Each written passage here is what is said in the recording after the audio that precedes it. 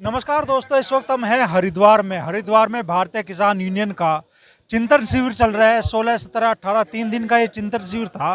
और इस चिंतन शिविर में किसानों से जुड़े अलग अलग मुद्दों पे जो भी किसान नेता यहाँ पहुंचे हैं वो चर्चा कर रहे हैं। हजारों की तादाद में किसान भी इस चिंतन शिविर में शामिल हुए हैं। और बड़ी बात है कि इस चिंतन शिविर में मोदी सरकार के जब 11 साल पूरे हुए हैं तो किसानों के भी 11 सवाल सरकार की तरफ दागे गए हैं। हजारों की तादाद में किसान इस चिंतन शिविर का हिस्सा बने हैं। और हरिद्वार में यह चिंतन शिविर स्थल ऐसा लग रहा है कि जैसे एक छोटे गांव का रूप लेकर बैठा है। तो हमारे साथ किसान नेता चौधरी राकेश टिकैत जी मौजूद है। तो चौधरी साहब, किसानों के किन मुद्दों पे इस बार इन चिंतन शिविर में आप लोग चर्चा कर रहे हैं? देखो, मुद्दे हैं, सरकार के हैं 11 साल और जनता के हैं 11 सवाल। उसमें बेरोजगारी भी है, मेडिकल की क्या फैसिलिटी है वो भी है, उसमें जीएम सीड का इशू है, जो है जेनेटिकली मॉडिफाइड सीड लेकर आ रहे हैं। बिजली अमेंडमेंट बिल जो वादा करा था वो भी पूरा नहीं करा, और ये बिजली को प्राइवेट करना चाह रहे हैं।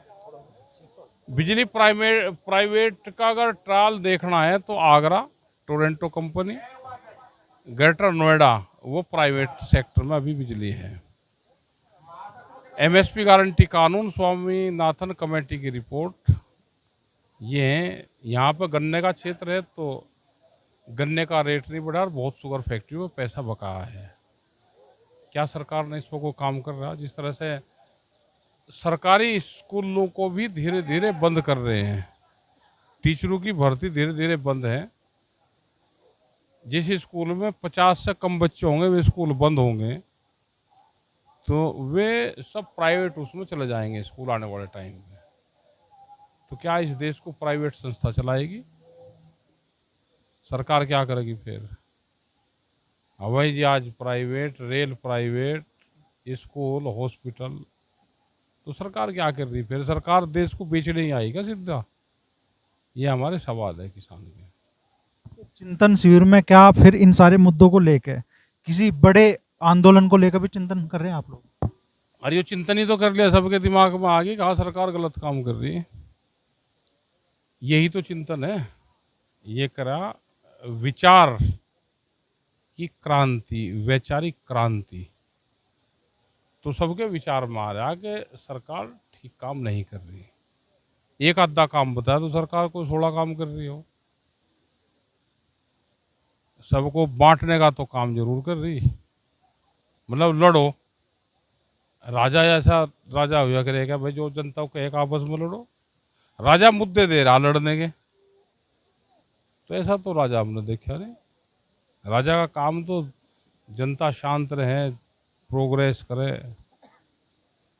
ये पहला राजा है दुनिया का ऐसा जो सा चाह के मेरी जनता गरीब हो। नौकरियां हट रही हैं, बेरोजगारी बढ़ रही, यूथ क्या करे? मतलब बंदूक के ताकत पे देश को दबाया जा रहा।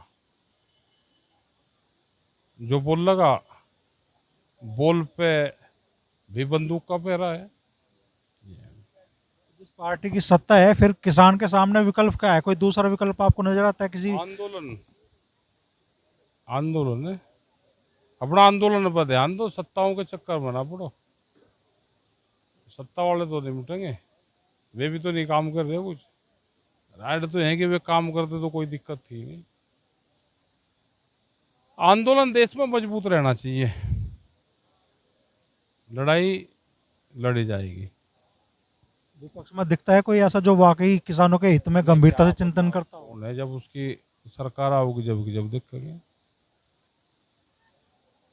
जब की जब देखेंगे। तो आने वाले दिनों में आपने ऐलान किया हुआ है वहाँ देवल गुरुद्वारे पे आंदोलन करने का, वहीं से फिर मोर्चा बनाओगे क्या? वो वहाँ का आंदोलन है, वो आंदोलन चल रहा। गुरुद्वारे को जिस तरह से बंद करने की साजिश रची गई, क्या देश में कोई एजेंसी है कि उसकी जांच कर दे?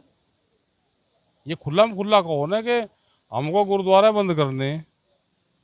वो कोई संभल के ईदगाह है कि उसे बंद कर देंगे वे, वो तो नहीं होगी। क्या उन्होंने जो एनएच को घुमाया नहीं? कोरोना काल में तो गुरुद्वारे बहुत बढ़िया थे जब ये लंगर और भोजन देते थे। आज गुरुद्वारे खराब हो गए। तो इन्हें सब देख रहे हैं ये कर क्या रहे हैं।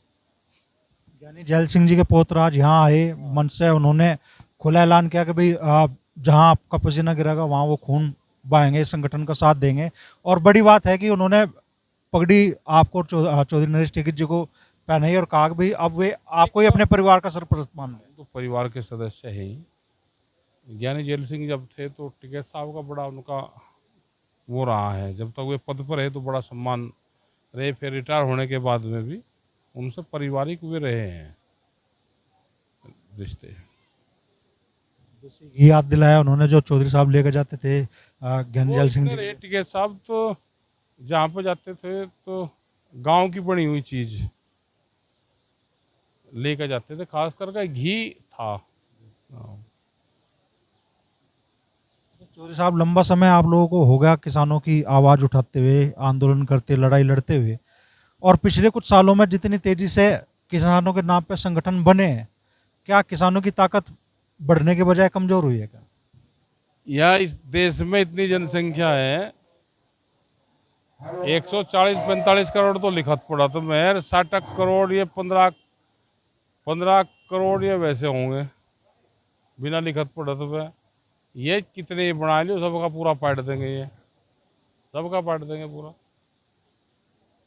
तो जो आरोप लगता है भाई सरकार की शह पे कुछ संगठन बने हैं किसानों की ताकत कमजोर करने के लिए, उन बारे में क्या कहो? हाँ भाई, सबका अपना मंत्र है, कौन कैसे बना रहा, ये तो बनते रहे हैं।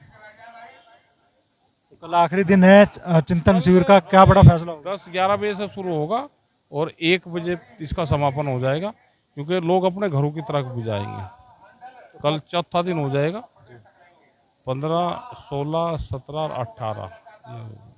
तो क्या चिंतन शिविर का आखिरी दिन किसी बड़े फैसले का भी गवाह बनेगा? फैसला ये है तो 11 साल बनाम 11 सवाल, तो हर आदमी को अपने 11 सवाल तैयार कर सरकार को भेजो। ये तो 11वां साल है ना, तो ये नहीं कि किसान के 11 सवाल है। हर आदमी जिसके भी हो चिट्ठी में अपने 11 सवाल लिखकर सरकार को भेजे, उसका जवाब दे दो। ये तो अभियान चलेगा भाई। जो भी पूछ जाए, अधिकारी पूछ जाए तो उसको भी भाई 11 सवाल है। इनको अभी है 6 महीने, 6 महीने कोई बीजेपी का आदमी पूछ जाए तो भाई ये हमारे 11 सवाल है। दुकानदार है वे भी अपने पूछ जाए, किसान है अपने पूछ जाए, जो नौजवान है वो अपने पूछ जाए, पत्रकार है उनके भी 11 है। हर आदमी के 11 साल बनाम 11 सवाल है। यही कल की घोषणा है। 3 दिन का चिंतन शिविर कल समाप्त हो जाएगा हरिद्वार में, और मोदी सरकार के 11 साल पूरे हुए हैं। तो टिकैत साहब बड़ी बात कह रहे हैं कि भी जनता और जनता का हर वर्ग, खाली किसान ही नहीं, सरकार से अपने 11 सवाल भी पूछे, सरकार से उनका हिसाब किताब भी मांगे इन 11 सवाल के जरिए।